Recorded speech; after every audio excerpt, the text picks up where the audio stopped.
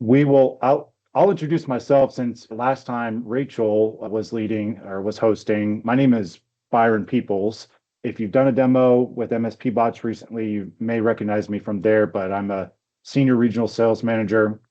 I do all of our pre-sale stuff and work with the client success team to make sure that everyone has a smooth and efficient onboarding. My background, 6 years in the MSP space. I spent a lot of time with ConnectWise and their business management suite, and recently joined MSP Bots in January this year. But Joe, you want to do a brief introduction just in case there's anybody here that didn't attend last week, and we'll do a recap here as we get started. Sure. Absolutely. My name is Joe Turso. I'm the CEO of High Point Group. I've been in the MSP operations space for well over 25 years. I do process consulting and advanced implementation with MSP Bots. I've been working with them for quite a few years, and I'm not biased. It's just a better tool. Good deal. Well, yeah, so today, just as a quick recap, I wanted, and apologies in advance, I do get trigger happy on the slide deck. So just as a recap of some highlights from our last session, this is a three-part series. This is the second session of the three-part series. And we'll do a quick recap of what we learned last week, and then we'll dive into what you can expect from today's session. These are recorded, and you'll receive an email with the recording after today's session. So be on the lookout for that. But if it's your first time joining us, some of the topics that we covered last week were really surfacing the metrics that miss the story, right?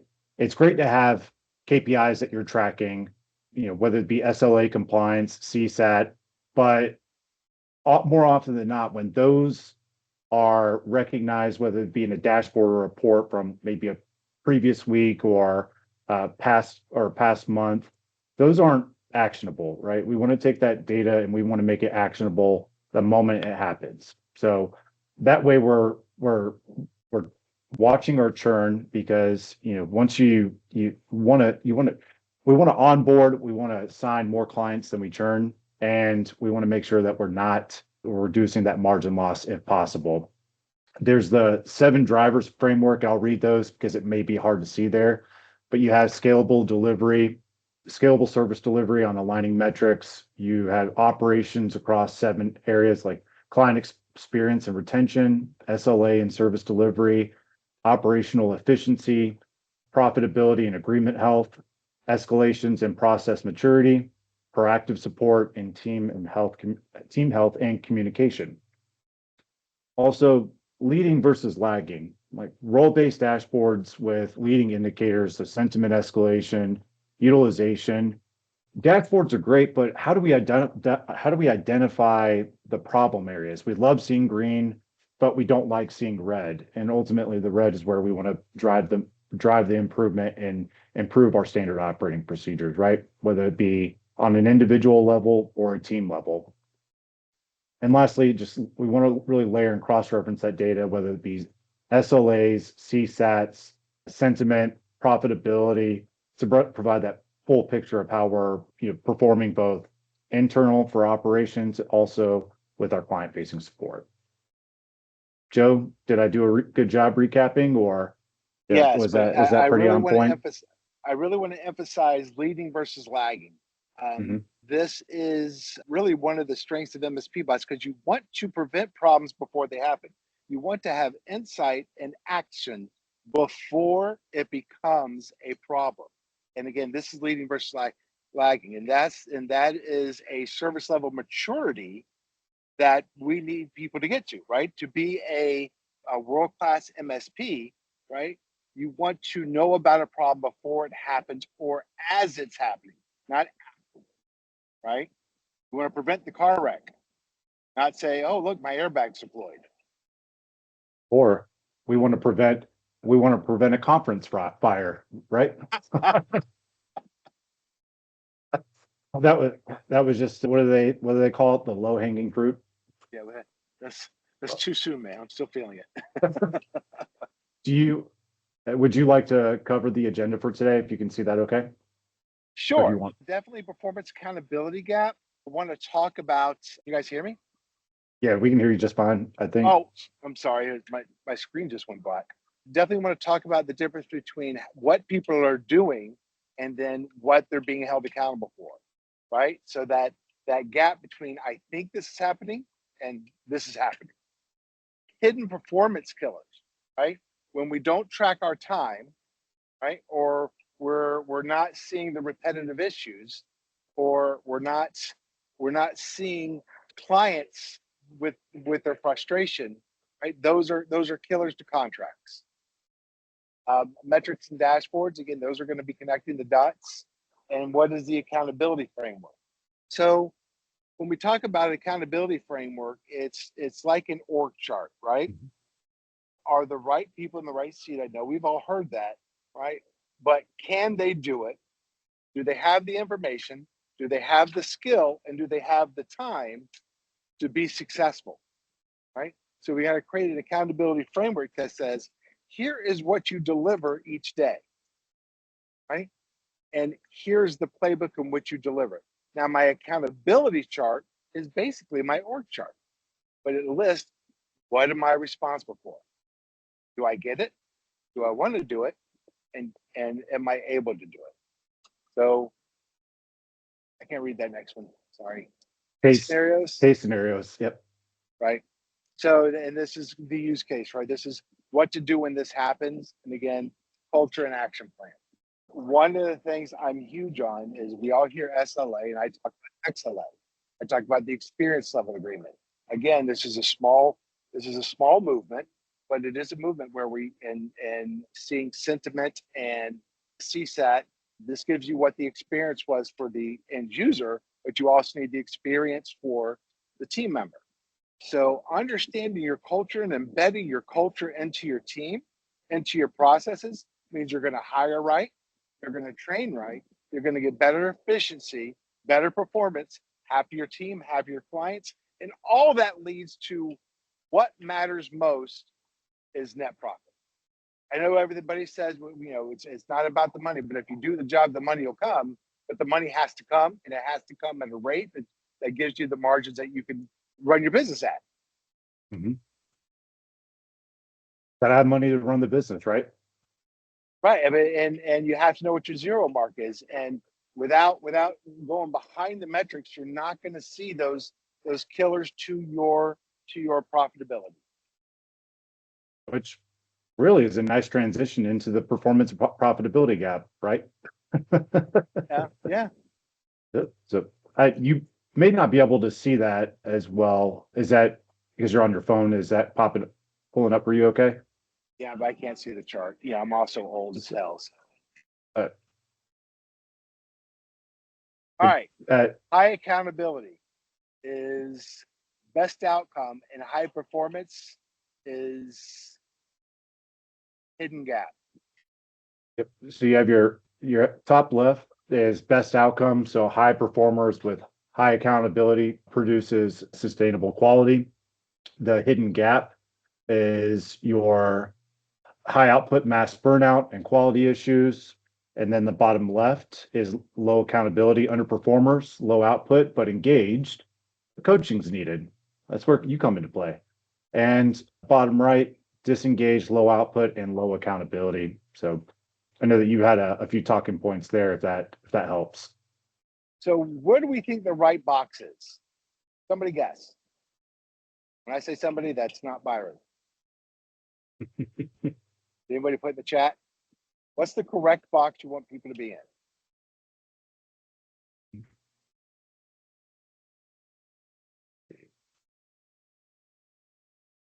See the chat? And best Alex says best outcomes. Well, yeah, I feel like that's what you want. You always want the best Mhm. outcome. So in order to get the best outcome, it's all about accountability. What does good look like? What is the best possible scenario? Does your tech know that? And are you holding them accountable? Right? I can have a great tech, but he's putting at 90, 95% utilization. 90, 95% of his time is going against ticket. He is crushing it. But he's not taking breaks. He's not standing up. He's eating through lunch. He's taking 15-minute lunches, right? That hidden gap is His numbers look amazing, but you're going to burn him out and lose him. That's accountability. When you see that, whose responsibility is it to do something about it? It's mine. That's right. As a service leader, as an MSP owner, it's your job to know and see that utilization level, and not just utilization, client-facing utilization, because that's what we're talking about, right? Because if we're putting time on too many meetings, we're 60% utilized, but 100% capacity, that means we're not putting time in the right spot. That's your underperformers, right? You have somebody putting 80% of their time against tickets and someone else putting 60% of the time against tickets. What's the workload balance? Seems pretty off, right? So if I have a tech that's not putting in enough time, it's you have to be able to visualize that and hold them accountable. And when I say accountable, every morning there's a 5-minute huddle, and there are 3 metrics people need to report on themselves, and either why it's off and what they're going to do to fix it, or that they've killed it, right? What's my average time per ticket, right? What was my client facing utilization, and what was my CSAT? I say this because underperformers will either have high time per ticket and low utilization, right? I'm working 1 ticket too long, or I'm not working enough tickets. I will have a low CSAT engagement, and I should have said CSAT rate of return, because that's really what I mean. I said I closed 12 tickets, I got 2 surveys back. I closed 12 tickets, and I got 6 surveys back. Which do you think is going to be the more accurate feedback? Is the 6. So your underperformers need coaching. What levers do you need to pull, right, to get to where you need to be? So let's talk about just some hard numbers that you should be tracking here. Level 1 should be an average of 20 minutes a ticket. The level 2 should be an average of 30 minutes a ticket. Level 3, 45 minutes a ticket. Now, most level 1 targets are going to be 15 minutes a ticket, but that's only if you're high performing and you have what's called a wheelhouse. Has anyone heard of using the wheelhouse method?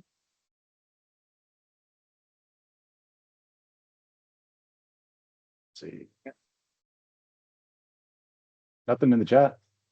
So let me give you an easy way to hold people accountable for performance. Develop a wheelhouse. Here are the 15 things that we can solve that is transactional across all clients, and we can do it in 15 minutes or less, or using running automation. That's the wheelhouse for that entry level 1. That's they have an SOP, they follow it, it's a predictable process. So any ticket that comes in, they hit it, that's your one-touch resolution, and that could be 60% of your tickets. The vast majority of your tickets should be quick fix from level 1s if you are keeping your client in a supportable state. But you need your dashboards to check on everybody else. Our level 1s average 15 minutes. Is my level 2 average a half hour? Is my level 3 average 45 minutes? Somebody needs to hold them accountable for that. In order to do that, you need the data, they need the data, and we have to address it in real time or near time. But let's talk about the disengaged. These people are culture killers. The people who say, I didn't achieve the result because somebody else, yada, yada, yada. A failure to have self-accountability for achieving the results they agree to. Those people are disengaged, and they're culture cancer. You must hire and fire by culture, right? You would think the hidden gap, the burnout people were pro-culture, and what they are, they're not balancing their lives. It's not an easy fix, because those people are kind of workhorses, and we like it, and we have to stop liking it. But the people who are disengaged do not value the company, therefore they're not going to value the clients. What do you think your client experience is going to be? No bueno. Every quarter, I have my service team leads they have a line. This is your hire fire line. Who's above it? Who's below it? Who would you fight to keep? And why? because it's not the best technical skills, it's who's given the best experience and who has, who is working with the team well, who's working with the clients well. You have to be able to measure that and then adjust your team appropriately. Rank your team. It ain't fun, right? But as an MSP owner, as an MSP leader, if you do not do these types of performance ratings, right, you're not going to be able to have a plan to succeed. Because if you know you have a low performer, you know you have somebody you want to have an exit strategy for, you better plan for it so it's on your terms, not theirs. So Also, Joe, just as we're moving on, would you say that this is especially important considering there's a lot of MSPs out there, and you came from a similar MSP, right, where you worked remotely in a remote workforce where you don't have necessarily the luxury of a in-office accountability, right? So like it's that much it's that much more important, especially in a remote workforce setting. If you don't have the data to show it, like that's definitely going to be one of those silent killers. yeah, I've worked remote since 2017, and I work with a global workforce. So I can't just Mhm. jump over to South Africa or India or the Philippines. I can jump over to the Dominican Republic. That's fun. But you can't be there, right? So, people work in the office or people work at home. More people are still working at home because real estate costs real money. Yeah. So the only way you know what people are doing is results. So you do results-based management, you manage to exceptions, right? And then you hold people accountable to that. As long as they agree on what you're saying their deliverables should be. I went ahead and I moved us on into the hidden performance killers. Do you want me to read that out to you just in case you can't see it on Well, I mean, your let's phone? let's talk about the first one is Okay. burnout Yep. as performance underperformance. So by meeting with your tech data regularly, by having historical data on them, you can see somebody's a high performer, they're doing all the right things, and then this, right? What's happened? If you don't have that relationship with them, right? This is a soft skill issue, right? If you don't have the relation, you say, hey, I see this is happening. And this is the third week that I've seen you going in the wrong direction. What's going on? Maybe it's a personal issue, right? Maybe it's a conflict in the office. But if something changes, if a behavior changes, right? It doesn't mean they're underperforming. It could be means they burned out. Look at their historic performance. If they're running hot, don't keep it that way because it drops. I've seen it time and time again. I'll do it. I'll get it because they have that hero complex. I want to fix everything. I want to be needed. So I do this. And that's not what's best for them. And it's not what's best for the client. And it's not what's best for you because it will burn out. Their performance will dip. And so I give it 2 drops, right? I can drop twice. On the third one, it's a trend. But we're trending in the wrong direction. So when you see that, you have to talk. You have to ask those qualifying questions, those open-ended questions. Hey, kind of tell me what's going on. I see that what's happening isn't historically like what's been happening. What's changed? Don't and know what that if they were running above 80%, they're burning out. Yeah. Would you say that you would bring that to attention in a weekly or bi-weekly one-on-one? What's your experience been there? So yeah, normally we're doing weekly check-ins, just 15 minutes. But sometimes if you're doing it just once a month, it's a more formal half hour. Check-ins are not about metrics; they're about employee development. But this is where you do say, "Hey, is everything okay?" Because you should know what their performance is, right? So you can coach them in these meetings. It's important to deliver messages in ways they can hear it. Not everybody hears the same. Not everybody learns the same, right? But if you're not meeting with them regularly, you may think you have a relationship with them because you talk to them 15 times a day. But if they're not opening up about this, you don't. Yeah. And everybody takes feedback too differently, right? Like, so that ability to have that one-on-one time is really, really important to figuring out like what's really going on. Is there something that I might be missing with this person that they're not telling me those other 15 times of the day? Can someone tell me the difference between feedback and criticism? I'll get this next slide ready. Anybody raise their hand?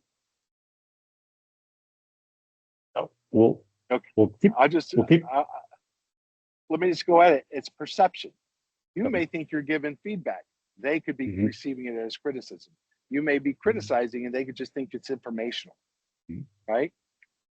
It is important for there to be an understanding of what you're talking about.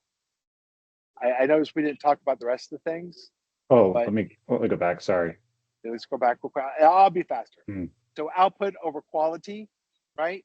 Just because I'm closing tickets doesn't mean I'm doing the right thing. Hey, this guy's closing 20 tickets a day. Everyone else on the team is closing 12. 12 makes more sense. Why is this guy closing so much? Is he cherry picking? Right? Is he closing stuff that has a high reopen rate? Those are things you need to look for.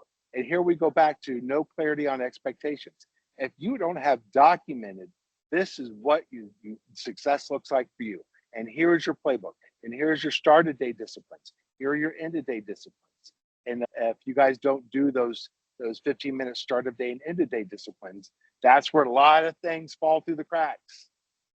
We could talk about that if there's time, Mhm. or in the next session. Unbalanced workloads. When you look for that, that creates animosity. That's a culture killer, right?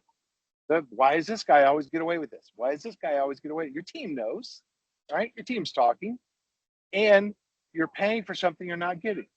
You're allowing people to make excuses for not delivering results. Again, you help them with effort, you measure by results, and you hold them accountable by the results.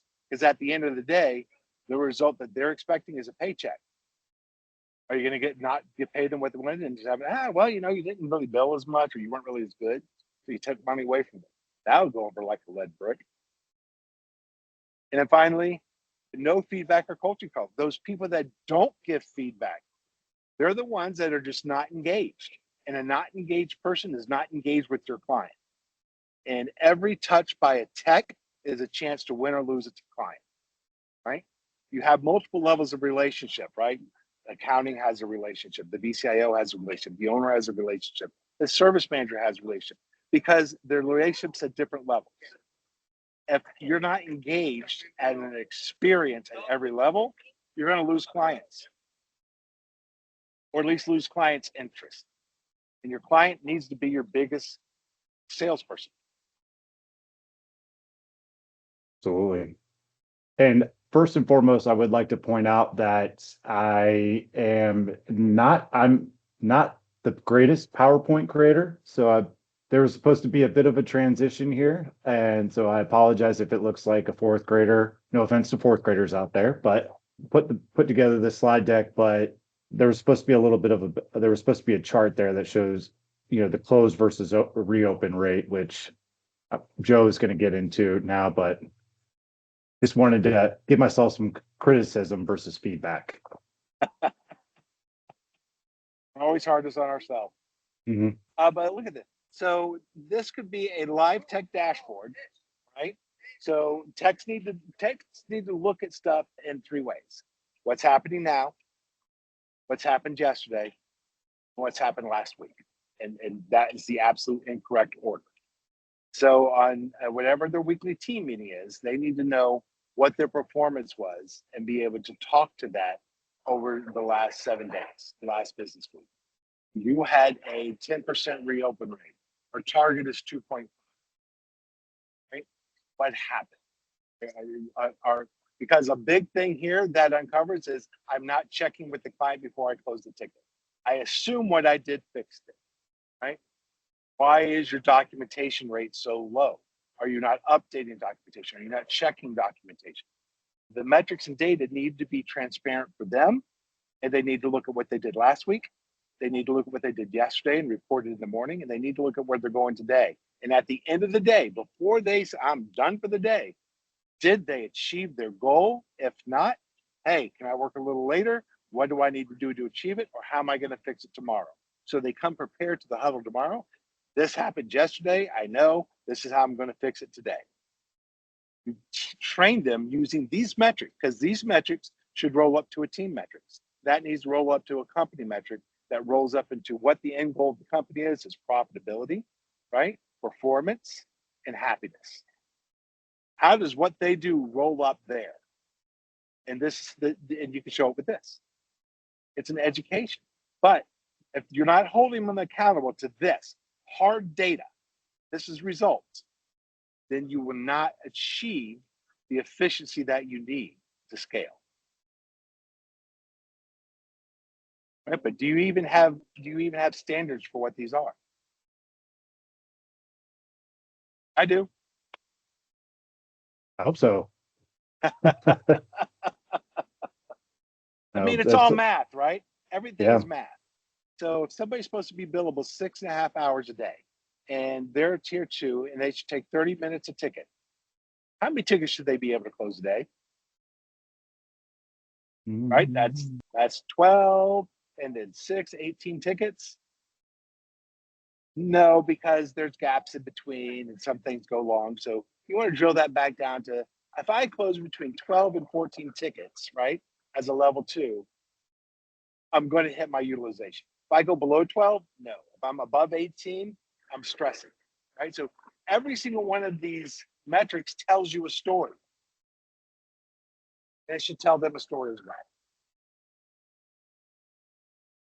Absolutely. And now, if you're good to go, the next slide is the technician accountability framework.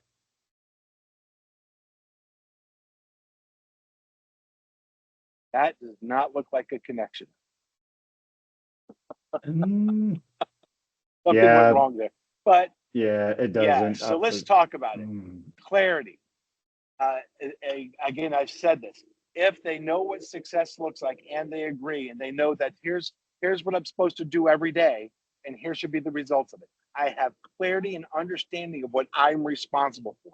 And I know if I've delivered it or not. Each day I go home, I know I am performing well or I know I'm not performing well. And I know my manager knows, right? Transparency gives us clarity. Is that consistency? Yes, consistency. Right? Am I talking to the people consistently? Oh, you're doing a good job. Oh, okay, let me help you here. If it's random, right? I'm just going to let this go because I'm too busy. There's too many things going on. Okay, I missed my check-in or I'm pushing it. If you're not consistent with your interaction and your relationship with your team, right? They're going to get away with this stuff. They're going to think you don't care. There's nothing worse than moving somebody's review, somebody's check-in. Coaching. Coaching is important because not everybody knows how to lead, right? Not everybody knows the business side of what they do. People need to grow. They need to have a direction in life or in their profession, whether they want it or not. If they don't want that, you have the wrong person in the right seat, right? If they could be the best L1 ever, if that's all they want to do, great. But they got to add continual value to make more money. If not, they have to understand that there's a ceiling. You're here 20 years in that same position, there is a ceiling. So coaching people to do more, you have to learn more. Coaching them on the business side of what they do. It's not about, hey, this person has to get a printer fixed because something's wrong with it. It's a P3. I need to take care of this. Versus, hey, this person can't print. I know that person is in accounting. I know that's a micro printer that could have to print certain kind of checks. And if they can't print checks and pay people. That's a different thing. So you coach them to understand it's not an Outlook problem. It's not a Word problem. It's not an email problem. It's somebody trying to do their job, and this is in the way. Capacity. If you book somebody 8 hours solid, they will fail. They will fail. I hate when I see schedules or tickets overbooked. If I see red overbooked, I lose it. There's no reason to overbook somebody. There's no reason to not give yourself the flexibility to have emergencies, right? You know historically how many new tickets are going to come in, right? Random. I know I get this many tickets a day. So I need to leave room in my tech schedule to be able to fill that. and not get behind, right? I can predict how many P1s, P2s, P3s from historical averages. So if you don't allow for those things to happen, right, because you're overbooking, you're going to start running into overcapacity. I'm giving you 10 hours worth of work in 8 hours a day. What do you think is going to happen? Burnout and shortcuts. And the last one is a connection. This is where most techs turned managers and most MSP owners were techs turned managers fall short, right? They think that their people think like them. The same personality does not work in every role. A project engineer thinks and wants to be different than an escalation engineer. Virtually the same skill set, completely different personality. And if you can't connect with people as they operate on a true, not just, I'm not talking about, hey, we're going to go out and drink beers together or play ping pong, right? But they trust you with their career and guidance, right? And they will give you authentic feedback, and they can take authentic feedback from you. Authentic feedback is truth, but it's nice. I don't have to say, Jesus, Joseph, and Mary, you've done this again, right? I say, okay, we didn't get the right outcome, right?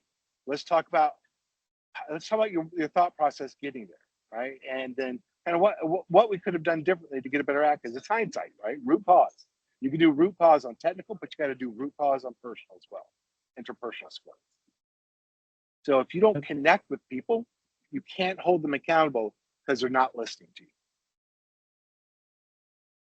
Joe, quick question. Do you think it would be disingenuous? Because I think the feedback on, driving our consistency is great, especially whenever it comes to, relaying like positive feedback, right? Like people want to hear that they're doing well. Is it disingenuous to make notes or reminders for yourself to provide good feedback, whether it be in a one-on-one setting or in a group setting? Because both can be different, right? Like people like to be gassed up, if you will, in front of their peers, but it also feels good in a one-on-one setting. So last MSP I was at had about, 65, 70 people, right? There's a lot to do when you're running like that. So what I did was I created a recurring ticket. Hey, spend half hour every week, pick somebody and just do a drop in. Hey, I just want to see how you're doing. Is that disingenuous? No. I know I need to make time for my people. So I need to stop. Hey, let me regroup here for a minute. Let me just focus on people. I'm so focused on tasks. I'm so focused on metrics and finding problems. I'm forgetting that how good of a job we're doing.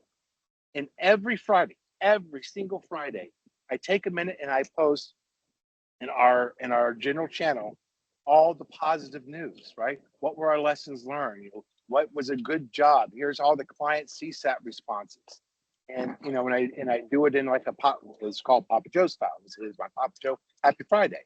And I do that, and it's not disingenuous if I was consistent with it. Right. And I could just reach out to somebody, man, you received the best feedback. Congratulations. And we use Crew. You could do other things and say, I'm going to give you an extra 1,000 points for this. But you have to connect with them through consistency, and you have to be genuine. I'm corny as crap, right? I'm a very mushy, corny person when I just love my people and I want them to be successful. And I'm just honest about that. And they're like, they'll give me the eye roll, stuff like that. But if I stop doing it, they come and say, what's wrong? Right? That's connection. And you can build an empire with that. Right. When you said Papa Joe, I immediately went to Papa John's and I skipped lunch today. So now I'm incredibly hungry. I appreciate that, Joe.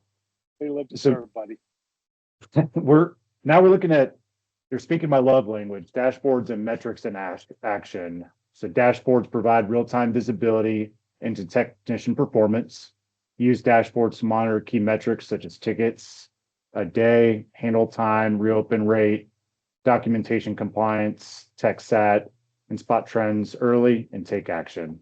I figured you probably couldn't see that. It was a little difficult on my side too. Call me old. But now here's just a general question. Why do we have dashboards that show metrics? Somebody tell me why we have dashboards that show tech metrics. What are you looking for?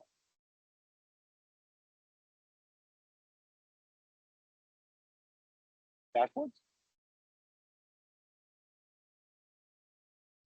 Come on. Anybody else besides Alex? And Alex can Alex, rock it. or Alex, go ahead. That was a really solid response on the wheelhouse method. Didn't see it. It's in the chat. Patterns. Perfect, James. There we go. We're looking for patterns because same thing we want our techs to do, look for patterns in bad technology, look for patterns in people concerned, right? We always want to look for patterns because then we can identify a problem. And once we identify it, what can we do? Coach and fix it. So we want these KPIs and dashboards in action, and we want to know what good looks like, right? So we can deal with things. And here we'll go back to lagging and leading indicators. Gauges that fill, and what I mean by that is how much time have I entered today? How many tickets have I closed today? What is our kill rate today? What are we doing today? Those become leading indicators of issues. I know that if I'm not at this number at this time, something's wrong, right? And I need to be able to see that. Leaders need to be able to see that. Managers need to be able to see that. And if I don't have my dashboard show me what I did yesterday, I can't take corrective action. And as a manager, if I see the same performance week after week, day after day, right? Patterns, I have to get into coaching. And I'm going to say this, and I'm going to regret it as I say it, but I know I was talking to Daniel Moses about it. You have to look at metrics like you're training kids or training dogs. The sooner you address the issue and respond to it, the more effective it is. You come into somebody 1 week, 5 weeks, 2 months later about an issue they had is going to have virtually no effect. Hey, this was wrong. If you're waiting for a monthly check-in to do it, say, hey, you did something wrong in the first of the month, it's not going to happen. Oh, yes, sorry. We were at the trade show together.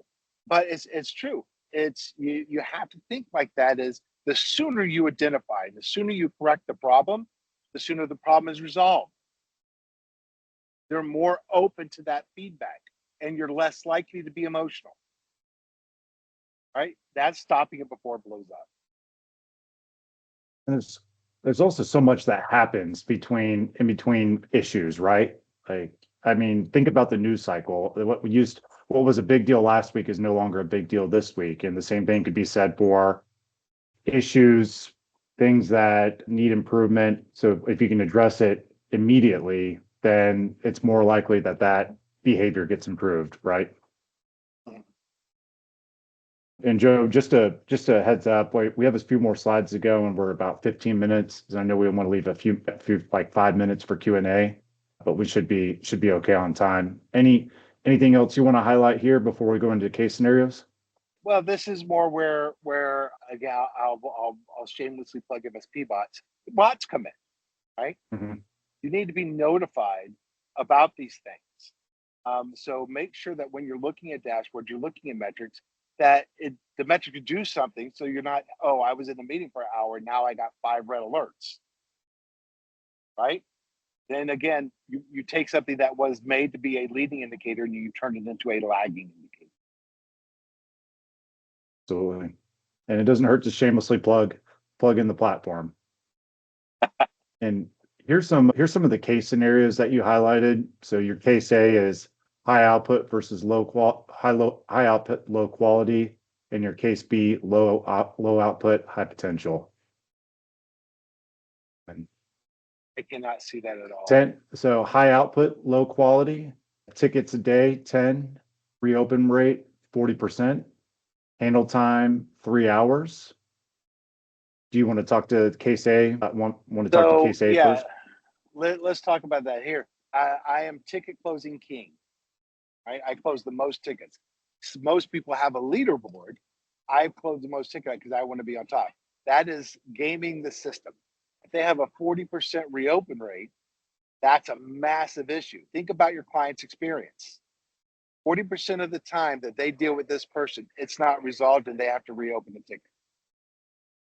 How excited would you be if your power went out, the guy came out to fix it, left, and your power was still out? Right? But you paid for it. And he may be fast and he may be more efficient, but it's not quality, right? That's game in the system.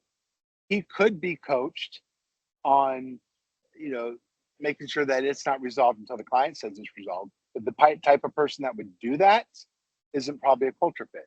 Now let's look at the low output, high potential. I've got a 3% reopen rate, but I take a long time, right? This is somebody, maybe he's not escalating or he's over analyzing, and you need to get them working within your framework. If there was a reason that he's taking too long and not escalating because he's stubborn, right? Or that he thinks he can do it, and he's always this far from resolving it. You get in that habit of, hey, I'm just going to watch his time for a bit, right? And as soon as you hit that, I've been working on it for 45 minutes. I'm triggering an escalation, right? Most PSAs can do that. I know your MSP bots can do that, but you coach them into process escalation. You coach them into asking for help. That will improve his tickets per day, lower his time, but that quality is still there. When it's done, it's done. Don't want issues coming back. So I would rather invest my time in somebody with a low reopen rate and dealing with a time issue, that's process, versus high close rate, high reopen rate, that's culture. How do we feel about that?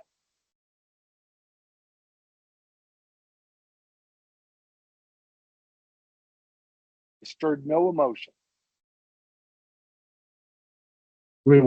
Are you asking me personally, or are we Sure. opening up the chat? I'm opening up the chat. I always open up the chat. I hate this being one way, and I feel like I'm talking way too much. Nah, you're doing just fine. Brandon said, I think it's very thought provoking. I appreciate that, Brandon. And I think that if you look at this compared to last week, it is about, what is it, nurture versus nature. So it's about accountability, right? Performance versus culture.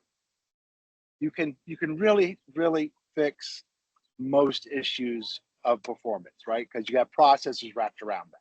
You should have processes wrapped around that. And it's getting people to buy in. They want to do good. Those people that I take to, they want to solve that problem. And when they solve it, they solve it.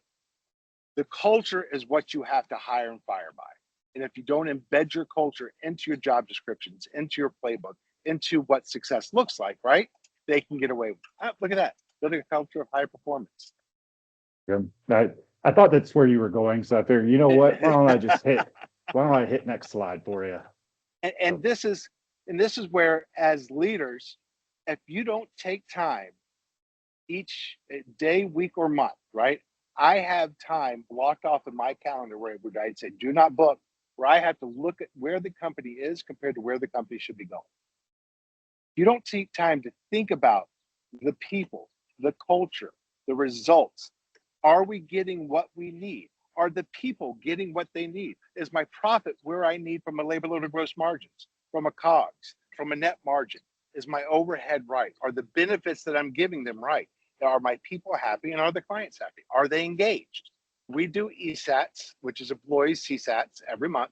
We do employee NPS, same thing that we do with our clients. We do CSATs, we do client sentiment, and we do NPS, right? We want that holistic picture.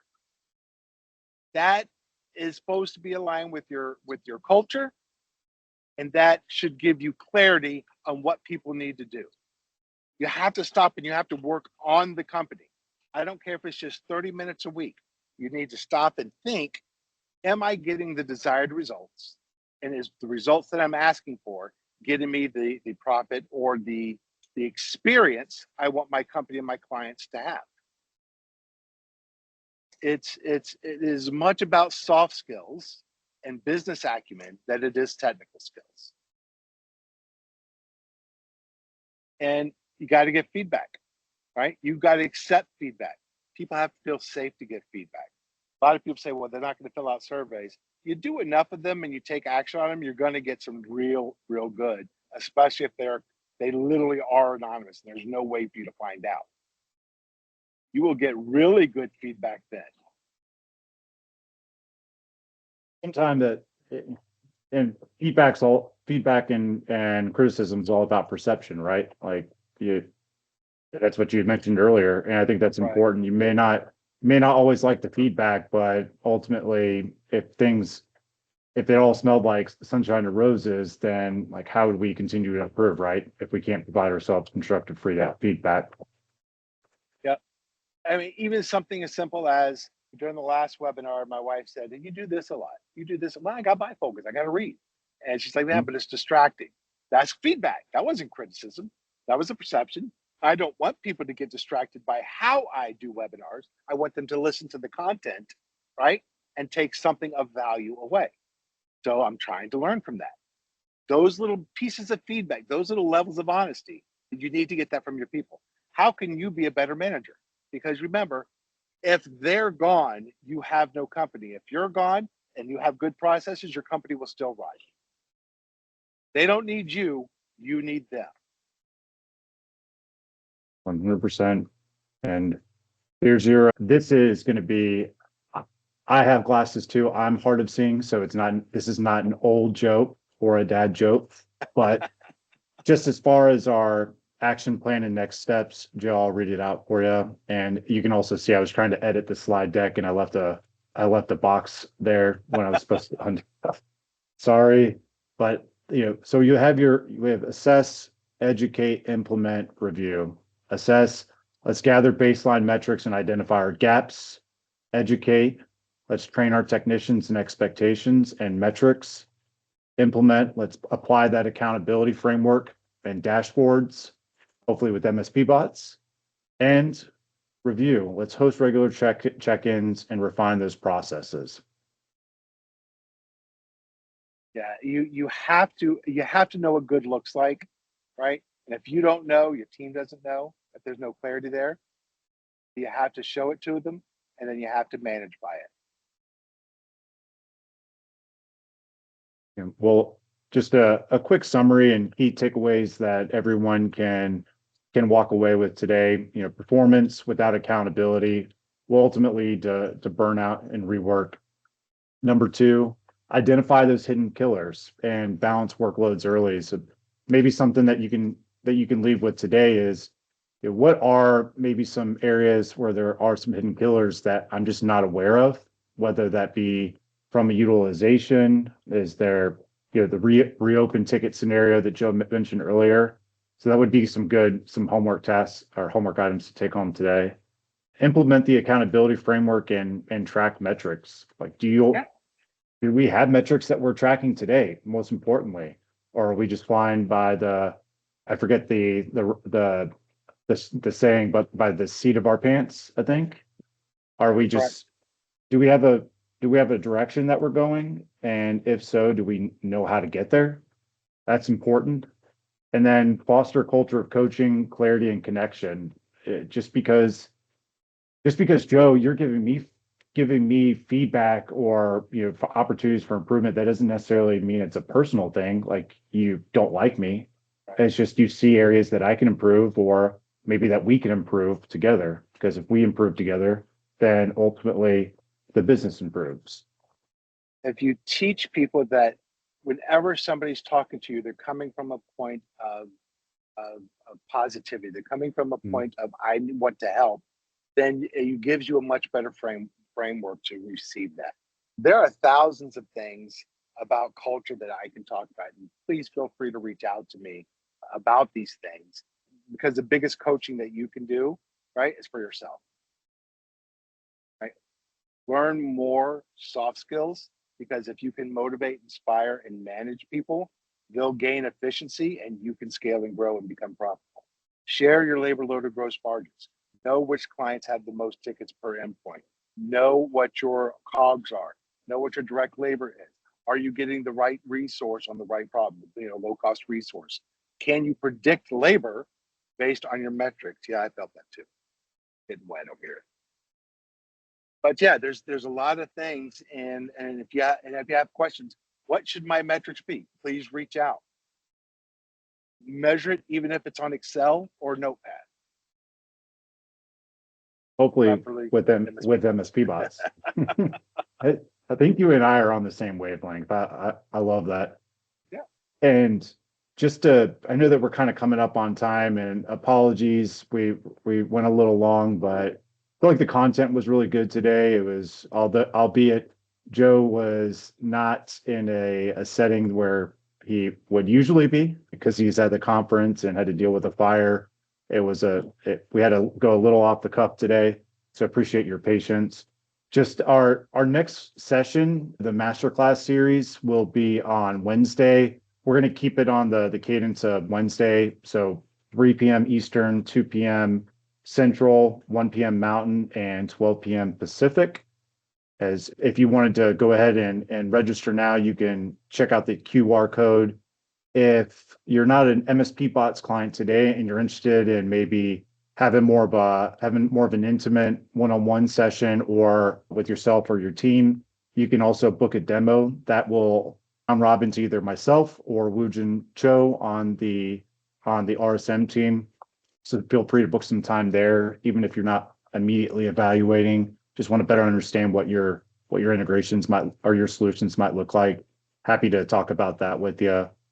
And if you want to check out the Honeycomb Hideout, that will take you to Joe's. And Joe, apologies, is that directly to your website, or is that to a blog? Website. Cool. Any questions, right? Are there any questions that we want to hit, or any clarity that we can do?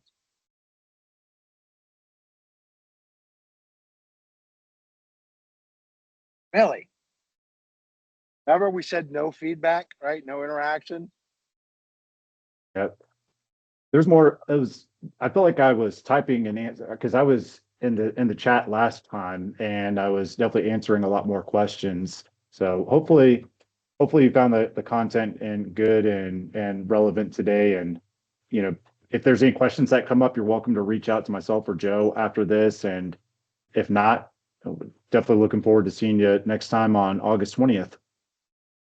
I will. You go ahead and answer his one question. The dashboards pre-built in MSP Bots. Yes, there were a lot. They have a lot to pre-built. You want to know what your agreement value is. You want to know what your product sales. You want to know your team utilization. You want to know ticket stats. Those are all pre-built, and you can do custom builds, right? You can create a role-based dashboard that pulls whoever's logged in and it gives them their stats. So you're only making one dashboard per role, and it keeps going. And Eric, I know that Joe highlighted ConnectWise and Halo. We also support Autotask and Kaseya BMS too. So like if you're an Autotask user, Kaseya BMS user, each of our integrations has pre-built widgets. Maybe this might not be obvious, but especially for the PSAs, we have pre-built apps for project metrics, utilization, late time entry analysis, agreement profitability for ConnectWise and Autotask. So trying to provide you with as many pre-built best practices as possible, but then also the ability to customize on your own if you like. I definitely want to talk to Alex's point because he's dead on. If your PSA is not set up for best practice, you will not get best practice results. Yeah. Right? Very, very fair. You need to make sure that your processes are right, your tickets are right, your agreements are right to be able to get good data. Dashboards aren't going to solve everything. It's just going to tell you what is, and what is may not be good. That was a good point, Alex. I don't want to underestimate or understate the importance of culture and managing to personalities. It'll pay dividends. Oh, you're welcome. Are you answering all the other questions in there about MSP Bots? Yep. Mm-hmm. All right. All right. I appreciate it. Next one will be so much better because I'll be back home and I'll have all my stuff and I can see what I'm supposed to be talking about and I won't be getting wet outside. Yeah, All absolutely. right, Get guys. some. So I'll Thank hang you so around much. and answer the chat in a few. Oh, yeah, I'll answer some questions in the chat too for a few minutes. But you know, Joe, if you want to put your raincoat on, you're welcome to hang out outside. If not, yeah. All right, guys. Daniel and Moses, have a safe flight. Bye, guys. Bye, Joe. Thanks, everyone. Appreciate your time today. I look forward to seeing you all on August 20th.